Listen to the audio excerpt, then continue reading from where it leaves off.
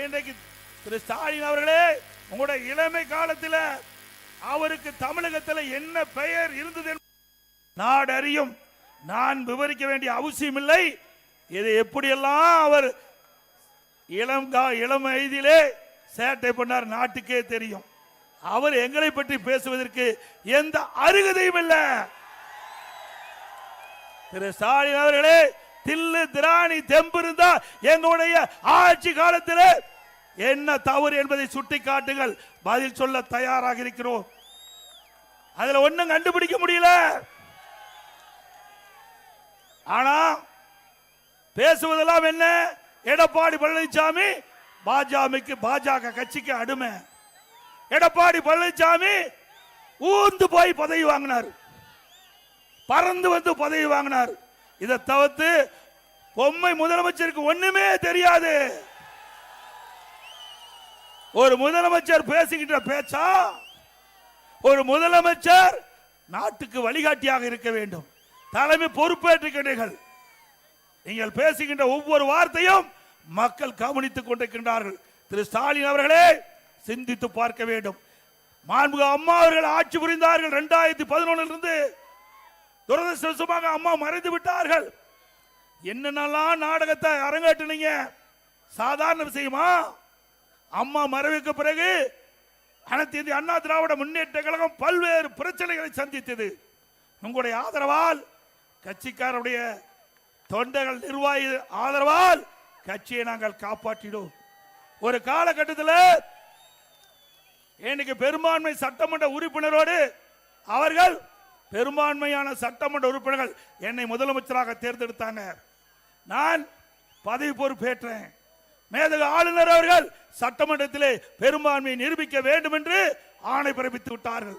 அந்த ஆணைப்படி சட்டமன்றத்திலே கூட்டம் நடைபெற்றது. பெரும்பான்மையை நியமிக்கின்ற போது, பெரும்பான்மையை நிரூபிக்கின்ற காலகட்டத்தில் திரு ஸ்டாலினும் அவருடைய சட்டமன்ற உறுப்பினர்களும் எங்களுடைய மேஜை மேல் ஏறி சட்டமீற்ற மாமன்றத்தில் முதலமைச்சருடைய மேஜை, அமைச்சருடைய மேஜையில் ஏறி டான்ஸ் ஆடுறாங்க. இவரெல்லாம் நாட்டை காப்பாற்ற போறாங்க. சிந்தித்து பாருங்க, இவரெல்லாம் எப்படிப்பட்டவர் என்பதை மக்கள் எண்ணி பார்க்க வேண்டும். சட்டமீற்ற மாமன்றம், சட்டமன்றம் என்றால் மக்களுக்கு சட்டத்தை ஈற்றக்கூடிய மாமன்றம். அப்படிப்பட்ட சட்டமன்றத்தில் சபாநாயகர் ஒரு தாழ்த்தப்பட்ட வகுப்பை சார்ந்தவர். அவர் தாழ்த்தப்பட்ட வகுப்பை சேர்ந்த ஒரே காரணத்தில் அவர் இருக்கையில் இருந்து அவரை கீழே பிடித்து இழுத்து விட்டு அந்த ஆசனத்தில் அமர்றீங்க. அப்படி செயலை செய்த கட்சி திமுக கட்சி.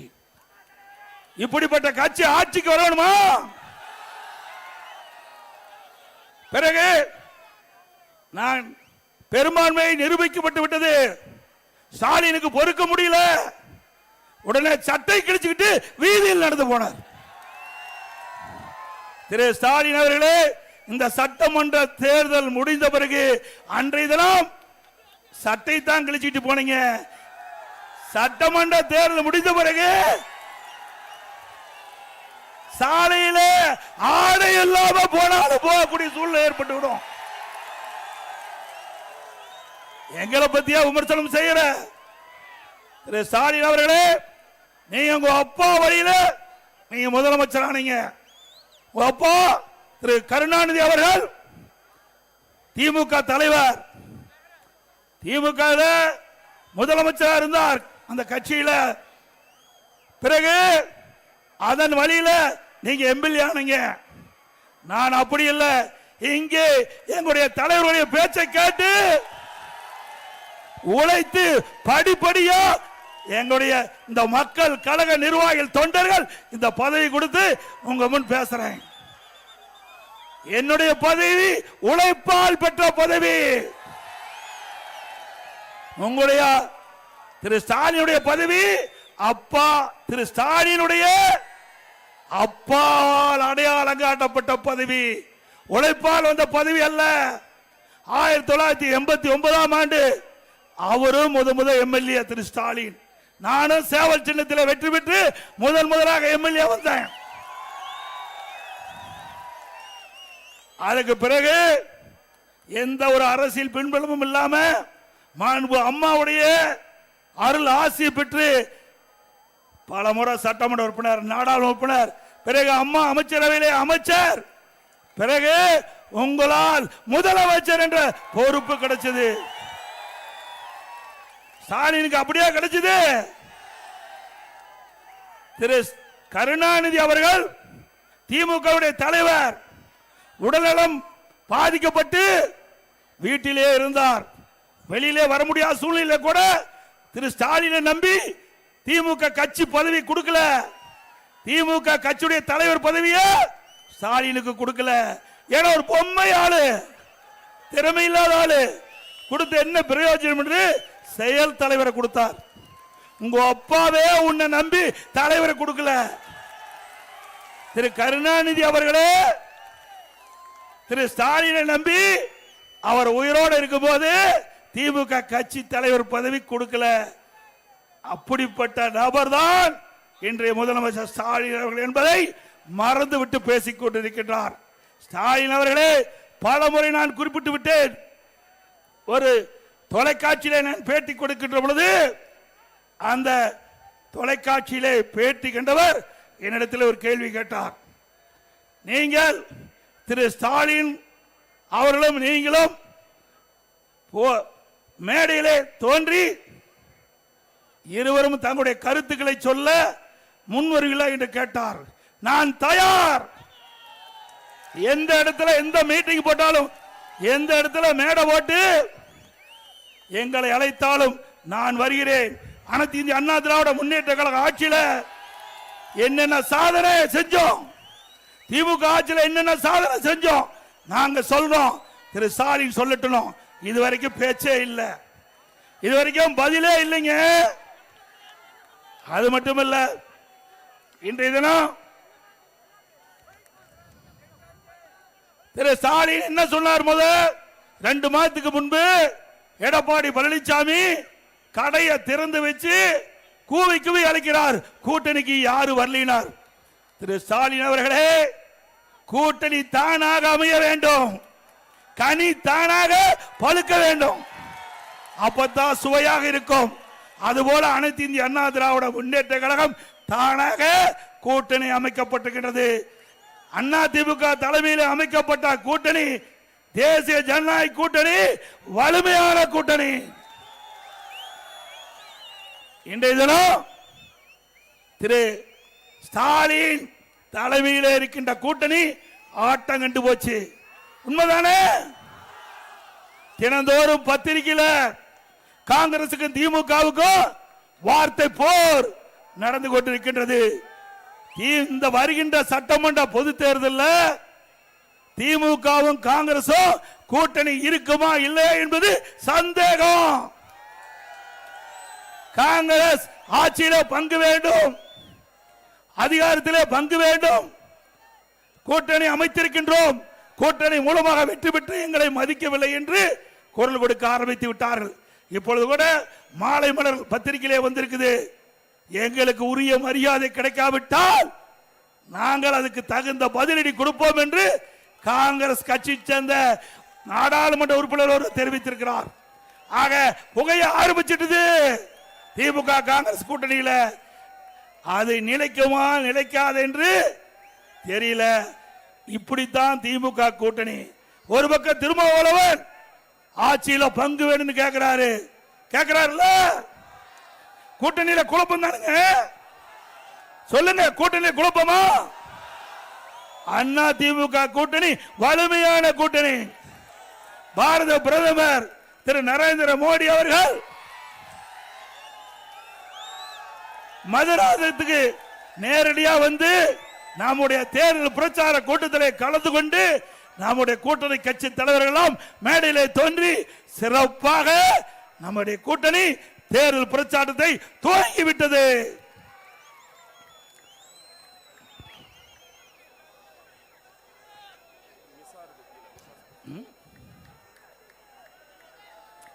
அது மட்டுமல்ல, இன்றைய தினம் அனைத்து இந்திய அண்ணா திராவிட முன்னேற்ற கழக கட்சி தான் 181 இடத்துல எழுச்சி பயணத்தை முடித்துக் கொண்டு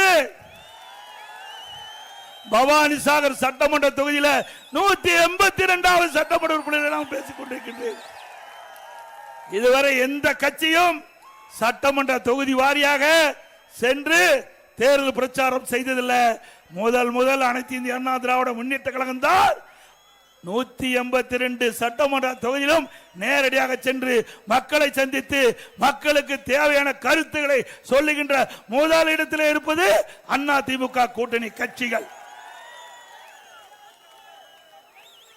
அதோடு சட்ட ஒழுங்கு அடியோடு சீர்கெட்டு விட்டது. எங்க பார்த்தாலும் போதை பொருள் விற்பனை, போதை ஆசாமிகள், அவள் செய்கின்ற அட்டகாசம் கொஞ்சம் நஞ்சம் இல்ல. கொலை கொல்ல திருட்டு வழிப்பறிவி நடக்காத நாளே இல்ல. நடக்குது இல்ல? தினந்தோறும் பத்திரிகை செய்தி அதான வந்துட்டு இருக்குது. முதல்லாம் பாத்தீங்களா செய்தியில பல செய்தி வரும். இப்போ முதல்ல தங்க என்ன விலை, வெள்ளி விலை என்ன அப்படின்னு தான் தொலைக்காட்சியில் செய்தி வரும். இப்போ கொலை நிலவரம் என்ன, போதைப் பொருள் நடமாட்டம் எந்த நிலையில் இருக்குது, அப்படிப்பட்ட நிலவரம் இந்த ஆட்சியில் தான் பார்க்கப்படுகிறது. இப்படிப்பட்ட ஆட்சி தொடர வேண்டுமா? அது மட்டுமல்ல, இன்றைக்கு முதலமைச்சர் பேசுகிறார். நேற்றைய தினம் 14ஆம் தேதி பேசுகிறார். இன்றைக்கு அண்ணா திமுக ஆட்சியிலே பாலியல் கொடுமை நடைபெற்றதாக திரு ஸ்டாலின் அவர்களே, நீங்கள் முதலமைச்சராக தமிழகத்திலே பொறுப்பேற்று 2021 வரை 2025 வரை 2021 முதல் 2025 வரை 6999 சிறுமிகள் பாலியல் கொடுமைக்கு ஆளாயிருக்கிறாங்க. 6999 சிறுமிகள் பாலியல் கொடுமைக்கு ஆகியிருக்கிறாங்க. எப்பொழுது பார்த்தாலும் ஸ்டாலின் பேசுகிறார் அப்பா என்று சொன்னால் மகிழ்ச்சி என்று. ஆனால் இந்த 6999 சிறுமிகளும் அப்பா அப்பா என்று கதறுகிறது. உங்கள் காதில் விழவில்லையா? ஆக இந்த ஆட்சி ஒரு மோசமான ஆட்சி என்பதற்கு இதுவே ஒரு உதாரணம். அது மட்டுமல்ல, பெண்களுக்கு பாதுகாப்பு இல்ல, பாட்டிமார்களுக்கு கூட பாதுகாப்பு இல்ல. இப்படிப்பட்ட கேவலமான ஆட்சி தொடர வேண்டுமா? சிந்திச்சு பாருங்க. இன்றைக்கு இதை கட்டுப்படுத்தக்கூடியவர்கள் சட்ட ஒழுங்கு நிரந்தர டிஜிபி வேணும். சட்ட ஒழுங்கு நிரந்தர டிஜிபி இதுவரைக்கும் இந்த அரசாங்கம் நியமிக்க முடியல. ஒரு டிஜிபி ஓய்வு பெறுவது என்றால் அதற்கு 3 மாதத்துக்கு முன்பாகவே அரசு தகுதியான டிஜிபிகளை மத்தியில் யூபிஎஸ்சிக்கு அனுப்பி அதுல யூபிஎஸ்சி அதுல 3 பேர் தகுதியானவர்களை தேர்வு செய்து மாநில அரசுக்கு அனுப்பி அதில் 3இல் ஒருவரை தேர்ந்தெடுத்து சட்ட ஒழுங்கு நிரந்தர டிஜிபி நியமிப்பது முறை. இன்றைக்கு மத்திய அரசாங்கம் யூபிஎஸ்சி 3 பேரை தேர்வு செஞ்சு மாநில அரசுக்கு அனுப்பிச்சாச்சு. இதுவரை மாநில அரசு டிஜிபி நினைக்க நிரந்தர டிஜிபியை சட்ட ஒழுங்கு நிரந்தர டிஜிபியை நியமிக்கல. நீதிமன்றம் வரைக்கும் போயிருக்குது. இப்படிப்பட்ட ஒரு கேவலமான ஆட்சி, திறமையற்ற முதலமைச்சர் நாட்டை ஆண்டு கொண்டிருக்கிறார்களா? நாட்டை ஆண்டு கொண்டிருக்கிற காரணத்தினால சட்ட ஒழுங்கு சந்தி சிரிக்குது. பொதுமக்களுக்கு பாதுகாப்பு இல்ல, காவல் பணிபுரிகின்ற காவலருக்கே பாதுகாப்பு இல்ல. நீங்க எல்லா தொலைக்காட்சியிலையும் பார்த்திருப்பீங்க, எகிரி எகிரி அடிக்கிறான் கஞ்சா போதைக்கார காவல்துறை அதிகாரியில. இப்படிப்பட்ட ஒரு மோசமான ஆட்சிக்கு முற்றுப்புள்ளி வைக்கின்ற தேர்தல் 2021 சட்டமன்ற பொது தேர்தல். இந்த ஆட்சியில டாஸ்மாக் ஊழல், ஒரு பாட்டிலுக்கு 10 ரூபா. யார் வாங்கினா? செந்தில் பாலாஜி. அவர் அமைச்சராக இருக்கும்போது ஒரு பாட்டிலுக்கு 10 ரூபா வாங்கினார். தமிழ்நாட்டில் சுமார் 6000 மதுக்கடைகள் இருக்குது, டாஸ்மாக் கடை. ஒரு நாளைக்கு 1.5 கோடி பாட்டில் விற்குது. ஒரு பாட்டிலுக்கு 10 ரூபாய்னா ஒரு நாளைக்கு 15 கோடி ஏழைகள் சுரண்டுனாங்க. இந்த பணம் பூரா மேலிடத்துக்கு போதுங்கிறாங்க. மாசத்துக்கு 450 கோடி, கிட்டத்தட்ட ஒரு வருடத்துக்கு 5400 கோடி இந்த டாஸ்மாக் மூலம் இன்றைக்கு முறைகேடு நடந்திருக்குது. இந்த 4.5 ஆண்டுல சுமார் 23,000 கோடி டாஸ்மாக்ல ஊழல் செஞ்சிருக்கிறாங்க. அந்த பணத்தை எடுத்துக்கிட்டு அந்த ஊழல் செய்த பணத்தை வச்சுதான் இந்த தேர்தலில் வாக்காளரை விலைக்கு வாங்க முயற்சி செய்யறாங்க. வாக்காளர் பெருமக்கள் தயவு செய்து அருள்வூர்ந்து நீங்க உஷாரா இருக்க வேண்டும். கொள்ளையடித்த பணத்தை வைத்துக் கொண்டு மக்களை சந்திக்க இருக்கிறாங்க. நாங்கள் திட்டங்களை கொடுத்து மக்களை சந்திக்கிறோம். அண்ணா திமுக ஆட்சியில என்னென்ன சாதனை செய்தோம் என்று சொல்லி கூட சந்திக்கிறோம். திமுக அப்படி சந்திக்கல. சொல்றதுக்கு எதுவும் இல்ல, செஞ்சா தானே சொல்றதுக்கு. சட்டில் இருந்தா தானே ஆப்பையில வரும். இந்த ஆட்சியில எதுவுமே செய்யலையே. அண்ணா திமுக ஆட்சியில ஒரே வருடத்தில் 11 அரசு மருத்துவக் கல்லூரி மருத்துவமனை கொண்டாந்தோம். 11 அரசு மருத்துவக் கல்லூரி, 7 சட்டக்கல்லூரி 10 வருஷத்துல, 21 பாலிடெக்னிக் கல்லூரி, 68 கலை மற்றும் அறிவியல் கல்லூரி, 4 பொறியியல் கல்லூரி, 5 கால்நடை மருத்துவக் கல்லூரி, ஆராய்ச்சி நிலையம், மிகப்பெரிய கால்நடை பூங்கா, தலைவாசல் 1000 கோடியில, இப்படி பல கல்லூரிகளை திறந்து கற்போட எண்ணிக்கை உயர்த்தணும். பட்ட படிப்பு படிக்கின்ற மாணவருடைய எண்ணிக்கை உயர்த்தணும். மத்திய அரசு நிர்ணயித்த அந்த 2030 அடைய வேண்டிய இலக்கை 2019 நாங்கள் 20 அடைந்தோம். சாதனை படிச்சோம். 100க்கு அம்மா தமிழகத்துடைய முதலமைச்சர் அம்மா பதவி ஏற்கின்ற பொழுது 100க்கு 32 பேர் தான் உயர்கல்வி படிச்சாங்க. அம்மா எடுத்த முயற்சி, அண்ணா திமுக கல்வியிலே புரட்சி மறுமலர்ச்சி ஏற்படுத்திய விளைவு, அதிகமான கல்லூரி திறந்த விளைவு 2019-20 100க்கு 52 பேர் உயர்கல்வி படிச்சாங்க. இன்றைய தினம் புள்ளி வர சொல்லுது 48% தான் இன்றைக்கு இந்த உயர்கல்வி படிக்கக்கூடிய எண்ணிக்கை வந்திருக்கு. 52 48 குறைஞ்சு போச்சு. ஆக இந்த ஆட்சியில சரியாக நிர்வாகம் இல்லாத காரணத்தால உயர்கல்வி படிப்புடைய எண்ணிக்கை குறைஞ்சு போச்சு. அதே போல திரு ஸ்டாலின் தேர்தல் நேரத்தில் குறிப்பிட்டார், திராவிட முன்னேற்ற கழகம் ஆட்சிக்கு வந்தா படிக்கின்ற இளைஞர்களுக்கு வேலைவாய்ப்பு உருவாக்கி தருவோம் என்று சொல்லி இன்றைக்கு அரசு சார்பா 5 லட்சம் காலி பணியிடங்கள் இருக்குது.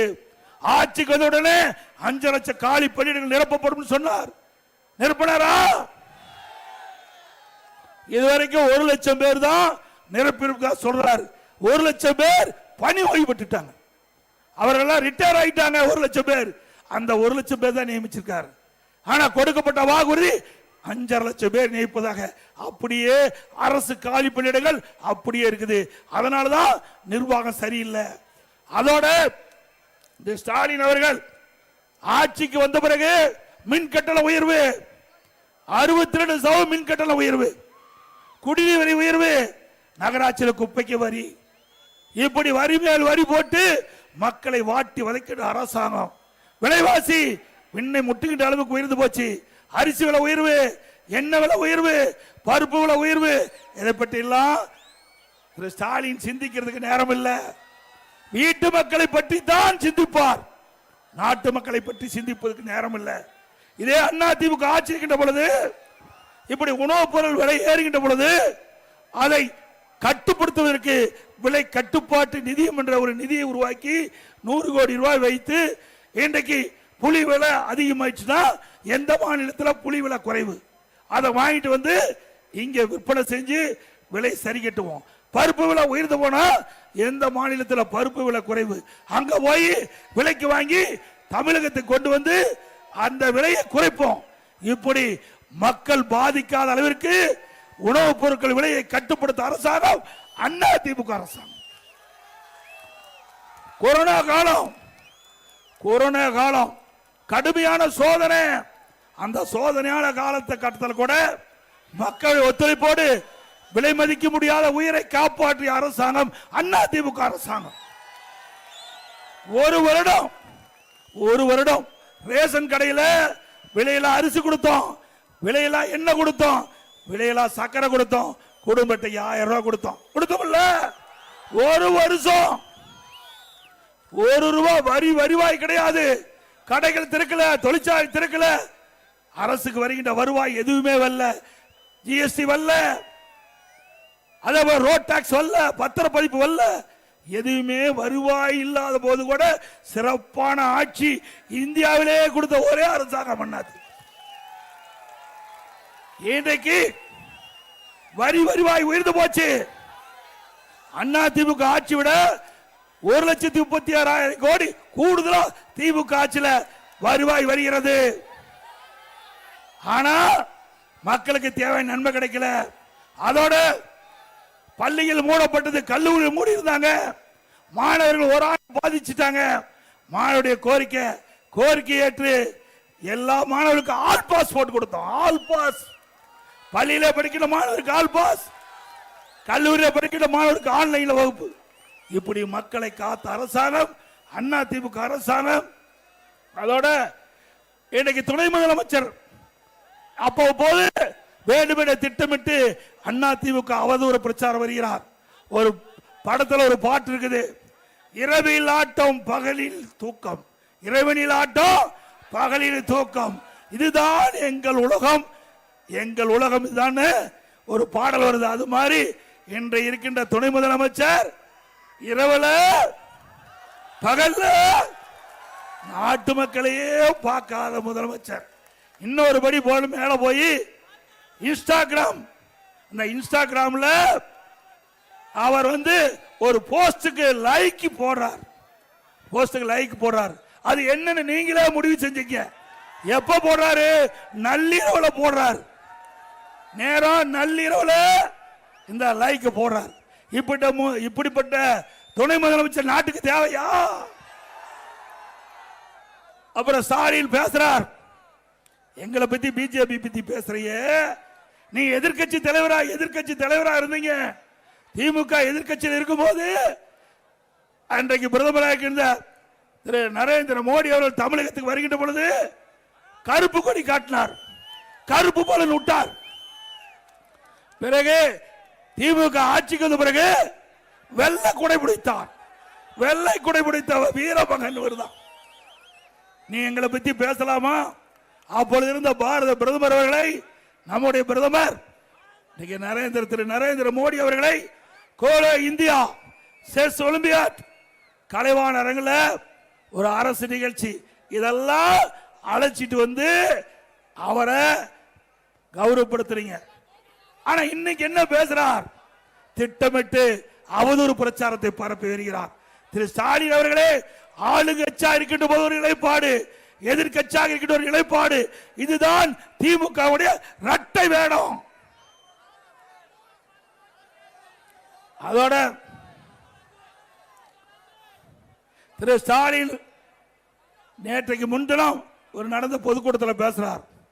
திராவிட 5 ஆண்டு திராவிட மாடல் ஆட்சியில செய்த சாதனை 1000 ஆண்டு வரலாறு பேசணும். உண்மைதான் பேசும். என்ன பேசுவாங்க? 5 ஆண்டு திமுக ஆட்சியில 5 லட்சம் கோடி கடனை வாங்கி நாட்டு மக்களை கடனால் ஆக்கிட்டாங்க. இதுதான் வரலாறு பேசும். இந்த கடனை நாம தாங்க கட்ட வேணும்.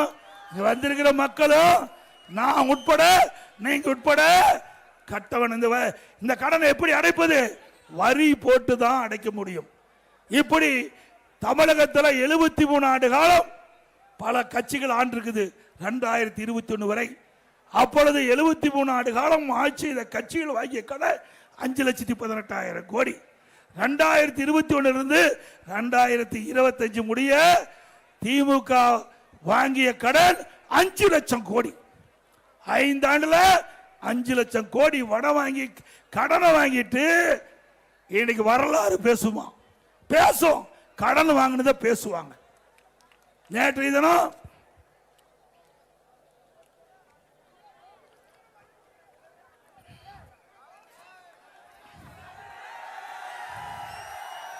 கோபிக்கு மட்டுமில்ல நாட்டுக்கே விடுதலை.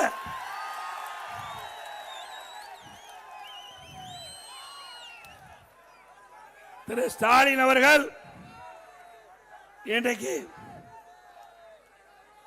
ஆட்சி பொறுப்பேற்கிறதுக்கு முந்தி பல ஊழல்கள், கொஞ்ச நஞ்ச ஊழல் இல்ல. இன்றைக்கு ஸ்டாலின் பேசுறார், அண்ணா திமுக ஊழல் புரிந்ததுன்னு. திரு ஸ்டாலின் அவர்களே, உங்களுடைய அமைச்சரவையில் இருக்கின்ற ஒரு துறை நகர்ப்புற வளர்ச்சி துறை, நகர்ப்புற வளர்ச்சி துறை, குடிநீர் வழங்கல் துறை, அதுல முறைகேடு நடைபெற்றதாக அமலாக்கத்துறை ஆதாரத்தோட கண்டுபிடிச்சு அவர் மீது நடவடிக்கை எடுக்க வேண்டும் என்று 2 முறை நம்முடைய தலைமை பொறுப்பில் இருக்கின்ற காவல் அதிகாரிக்கு அனுப்பப்பட்டிருக்கிறாங்க. இதுவரைக்கும் நடவடிக்கை எடுக்கல. இப்ப நீதிமன்றத்தில் வழக்கு இருக்குது. இன்னொன்னு டிரான்ஸ்பாரம் திரு செந்தில் பாலாஜி. செந்தில் பாலாஜினாவே கத்துறீங்க. ஊழலுக்கு பேர் போனது திமுக. டிரான்ஸ்பாரத்தில் 32 டெண்டர் போடுறாங்க. ஒரே ரேட். இந்தியாவில் இப்படி எங்கேயுமே டெண்டர் நடந்தது கிடையாது. ஒரே ரேட்ல 32 டெண்டர். அந்த ஊழல் நீதிமன்றத்தில் நிக்குது. இதையெல்லாம் வருகின்ற பொழுது தேர்தல் நேரத்தில் பத்திரமா இருப்பாங்க. எங்க இருப்பாங்களோ அங்க இருப்பாங்க. சட்டத்திலிருந்து தப்பவே முடியாது. ஊழல் செஞ்சவங்க தப்ப முடியாது. உப்ப தின்றவங்க தண்ணி குடிச்சே ஆக வேண்டும். ஆக திமுகவில் மிகப்பெரிய ஊழல் நடந்திருக்குது. இந்த ஊழல் எல்லாம் வெளிப்படையாக கொண்டு வருவோம். இதை சட்ட நீதியாக நாங்கள் இதற்குண்டான நடவடிக்கை எடுப்போம். நீங்க 2 நாளைக்கு முந்தி பாத்தீங்கன்னா கனிம வள கொள்ள மணல் திருட்டு கரூர்ல நம்முடைய முன்னாள் அமைச்சர் அறிவிச்சார் விஜயபாஸ்கர் அவர்கள் பல முறை அதிகாரி சொல்லி பார்த்தாங்க. எந்த நடவடிக்கை எடுக்கல. 5 ரீச் அங்க இருக்கின்ற திமுக கட்சி சேர்ந்த நிர்வாகிகள் அங்க இருக்கின்ற எம்எல்ஏ துணையோட 5 ரீச்ல ஒரு நாளைக்கு 3000 லோடு மணல் நடத்திட்டு இருந்தாங்க. அங்க இருக்கின்ற கலெக்டருக்கு தெரியும், எஸ்பிக்கு தெரியும், அங்க இருக்கிற காவல்துறை அதிகாரி, ரெவன்யூ அத்தனை பேருக்கு தெரியும். பல முறை பெட்டிஷன் அனுப்பி நேரடியாக குரல் கொடுத்து போராட்டம் நடத்த நடக்கல. 2 நாளைக்கு முந்தி இவரே ஊர் மக்களோட போய் அந்த மணல் கொள்ளையை தடுத்து நிறுத்தி எல்லா பத்திரிகையிலும் வந்தது. திரு ஸ்டாலின் அவர்களே, அண்ணா திமுக ஆட்சி மலரும். இதற்கு இந்த மணல் கொள்ளைக்கு எந்தெந்த அதிகாரிகள் உடந்தையாக இருந்தார்களோ அவர்கள் மீது சட்ட நீதியாக நடவடிக்கை எடுக்கப்படும். எங்க பட்டம் பகல்ல மணல் அள்ளிட்டு போறாங்க. காவல்துறை அதிகாரிகள் பாதுகாப்பா இருக்கிறான். மணல் திருட்டுக்கு காவல்துறை அதிகாரிகளும் வருவாய்த்துறை அதிகாரிகளும் பாதுகாப்பாக இருப்பது எந்த விதத்தில் நியாயம்? ஆக அண்ணா திமுக ஆட்சி வந்தவுடன் சட்டத்தின் ஆட்சி நடக்கும். அப்பொழுது இந்த ஊழல் செய்தவர்கள் அத்தனை பேரும் தண்டிக்கப்படுவார் என்பதை நேரத்தில் தெரிவிக்கிறேன். அதோட திமுக ஆட்சி வந்தவுடனே போராட்டம், விவசாயிகள் போராட்டம், செவிலியர்கள் போராட்டம், தூய்மை பணியாளர்கள் போராட்டம், மருத்துவர்கள் போராட்டம், சத்துணவு அமைப்பாளர்கள் போராட்டம். இப்படி தமிழகம் ஒரு போராட்ட களமா மாறிட்டது. எவ்வளவு மோசமான ஆட்சி தமிழகத்தில் தான் பார்க்கப்படுகிறது. ஆக அனைத்து இந்திய அண்ணா திராவிட முன்னேற்ற கழக ஆட்சி விரைவிலே மலர நீங்கள் அத்தனை பேரும் நல்ல ஆதரவை தர வேண்டும் என்று சொல்லி, அது மட்டும் இல்லைங்க, இன்னைக்கு நாட்டில் பணத்தை திருடுவாங்க, நகையை திருடுவாங்க. ஆனா இந்த ஆட்சியில உடல் உறுப்பு திருடுறாங்க. இங்க வந்திருக்கிற நம்முடைய தொண்டர்கள், பொதுமக்கள் யாராவது திமுக கட்சி, திமுக நிர்வாகிகளோ அல்லது திமுக கட்சி சேர்ந்தவர்கள் மருத்துவமனையில் அவர்கள் கிளினிக் வச்சு நடத்தியிருந்து நீங்க போய் அறுவை சிகிச்சை செஞ்சிருந்தா ஸ்கேன் பண்ணி பாத்துங்க, உள்ள இருக்கிற உறுப்பு இருக்குதா இல்லையான்னு பாத்துங்க. திமுக சேர்ந்த சட்டமன்ற உறுப்பினர் அவருடைய மருத்துவமனையில் ஏழைகளுடைய வறுமையை பயன்படுத்தி அவருடைய கிட்னியை முறைகேட எடுத்திருக்கிறாங்க. இத திமுக அரசாங்கமே கண்டுபிடிச்சு இதுவரைக்கும் நடவடிக்கை எடுக்கல.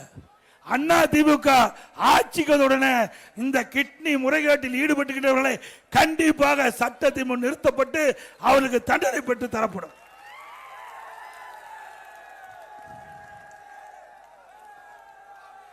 அதோட அண்ணா திமுக ஆட்சியில் மலர்ந்தவுடன் பல்வேறு திட்டங்கள் நிறைவேற்றப்படும். நீங்க திமுக 525 அறிவிப்பு வெளியிட்டாங்க. பல முக்கிய அறிவிப்பு. கிராமப்புறத்தில் 100 நாள் வேலை திட்டம் 150 நாளா உயர்த்தினாங்களா திமுக ஆட்சியில்? ஆனா நாம ஆளுங்கட்சியில் இருந்தாலும் இல்லாவிட்டாலும் எதிர்கட்சியாக இருந்தாலும் மக்களுடைய பிரச்சனை மத்திய அரசாங்கத்துடைய கவனத்திற்கு எடுத்து சென்று மத்திய அரசாங்கம் 100 நாள் வேலை திட்டத்தை 125 நாளாக உயர்த்திருக்கின்றது. பணி பாதுகாப்பு கொடுத்திருக்குது. பணி வேலை செஞ்சவங்களுக்கு 15 நாள்ல அவளுக்கு அந்த பணத்தை வங்கியில் வைக்க வேண்டும். அவள் ஊதியத்தை வங்கியில் செலுத்தப்பட வேண்டும். அந்தந்த பஞ்சாயத்து எந்த பணி செய்யலாம் என்று இடத்தை தேர்வு செய்து கொள்ளலாம். இதையெல்லாம் அந்த சட்டத்தில் இடம்பெற்றிருக்குது. ஆனா திமுக முதலமைச்சர், திமுக கட்சி சேர்ந்த முதலமைச்சர், சக அமைச்சர்கள் வேண்டும் என்று திட்டமிட்டு 100 நாள் வேலை திட்டத்தை முடக்க வேண்டும் என்று சொன்னால் நிச்சயம் முடக்க முடியாது. இந்த சட்டத்தின் மூலமாக 100 நாள் வேலை திட்டத்தை 120 நாளாக 125 நாட்களாக உயர்த்தி சட்ட பாதுகாப்பு கொடுத்திருக்கிறோம். நீ யாராலையும் அந்த 100 நாள் 124 வேலை திட்டத்தை நிறுத்த முடியாது. அண்ணா திமுக ஆட்சி மனதுடன் இந்த 125 நாள் 150 நாளாக உயர்த்தப்படும். அதே போல முதல் கட்ட தேர்தல் அறிவிப்பில் அண்ணா திமுக சார்பா முதற்கட்ட தேர்தல் அறிவிப்பு. இன்றைக்கு ஒவ்வொரு மாதமும் நம்முடைய மகளிருக்கு 2000 ரூபாய் குலவிளக்கு திட்டத்தின் மூலம் எல்லா குடும்ப அட்டையில் இருக்கின்ற குடும்ப தலைவிக்கு 2000 ரூபாய் அவருடைய வங்கி கணக்கிலே செலுத்தப்படும். இப்போ மகளிர் தான் நகர பேருந்துல கட்டணம் இல்லாம போறாங்க. இனி அண்ணா திமுக ஆட்சி உடனே ஆண்களும் நகர பேருந்துல கட்டணம் இல்லாம பயணம் செய்யணும். அனைவருக்கு வீடு, ஏழைகளா இருக்கின்றவர்கள் அனைவருக்குமே அற்புதமான காங்கிரீட் வீடு கட்டப்படும். குறிப்பா அருந்தியர் மக்கள், ஆதிராட மக்கள், மலைவாழ் மக்கள், பட்டியலின மக்கள், அந்த மக்கள் வீடு இல்லாமல் இருந்தா அற்புதமான பல லட்சம் மதிப்புள்ள காங்கிரீட் வீடு கட்டி கொடுக்கப்படும். அதே போல இந்த பட்டியலின மக்கள் குடும்பத்திலே திருமண வயது அடைந்து திருமணமாகி தனி குடுத்தலம் போனா அவருக்கு அரசாங்கமே இடம் வாங்கி காங்கிரீட் வீடு கட்டித்தரப்படும். அதே போல நம்முடைய சகோதரிகள் குறிப்பிட்ட நேரத்துக்கு பணிக்கு செல்ல, பணி முடிஞ்சு வீடு திரும்ப அம்மா இருசக்கர வாகனம் 5 லட்சம் பேருக்கு கொடுக்கப்படும். ஒவ்வொரு அம்மா இருசக்கர வாகனத்துக்கு 25,000 ரூபாய் மானியம் கிடைக்கப்படும். அதே போல முதியோர் உதவித்தொகை 2000 உயர்த்தப்படும். அதே போல மாணவர் கல்வி கடன் ரத்து செய்யப்படும். அதே போல ஒவ்வொரு குடும்பத்திற்கும் வாழ்வாதார உதவியாக 3 கேஸ் சிலிண்டர் வழங்கப்படும். தமிழர்கள் வீர விளையாட்டு ஜல்லிக்கட்டுல வீரர்கள் காலை பிடிக்கும் போது அசமானம் ஏற்பட்டு உயிர் நீத்தா அவருக்கு 10 லட்சம் ரூபாய் குடும்பத்துக்கு கொடுக்கப்படும். அதோட படுகாயமடைந்த 2 லட்சம் கொடுக்கப்படும். அதோட வீர விளையாட்டில் கலந்து கொண்ட ஜல்லிக்கட்டிலே வீர விளையாட்டில் கலந்து கொண்ட ஜல்லிக்கட்டு வீரர்களுக்கு இன்சூரன்ஸ் செய்யப்படும். அதே போல ஜல்லிக்கட்டு போட்டியிலே கலந்து கொள்கின்ற காளைகளுக்கு, பதிவு செய்யப்பட்ட காளைகளுக்கு இன்சூரன்ஸ் செய்யப்படும். அதே போல சிறுபான்மை வகுப்பை சேர்ந்த மகளிர் சுயக்குழு தொடங்குவதற்கு வட்டிலா கடன் மற்றும் மாற்றுத்திறனாளி கூட்டுறவு வங்கி கடன் தள்ளுபடி செய்யப்படும். அதோட நடபாதை, அங்கங்க நகரத்தில் பார்த்தீங்கன்னா நடபாதை இருக்கும், அதுல ஓரமா கடை வச்சிருப்பாங்க.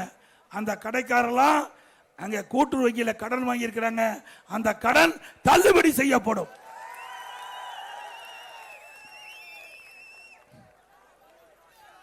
இந்த ஆட்சியில டிஎன்பிசி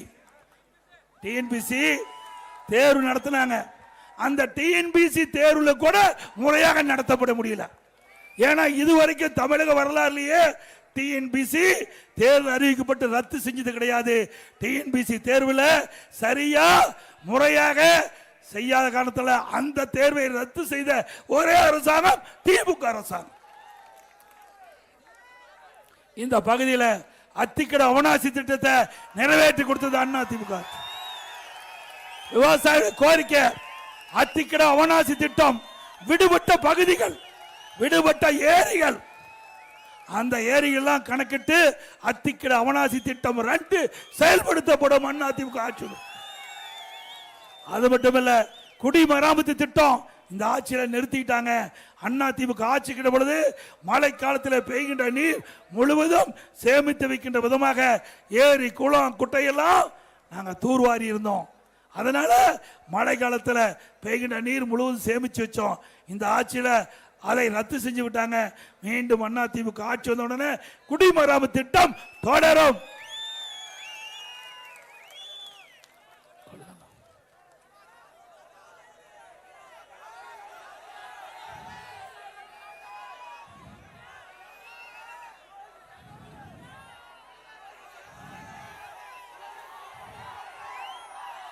அனைத்து இந்திய அண்ணா திராவிட முன்னேற்ற கழகத்தை பொறுத்த வரைக்கும் இது ஏழை எளிய மக்களுக்காக துவக்கப்பட்ட இயக்கம்.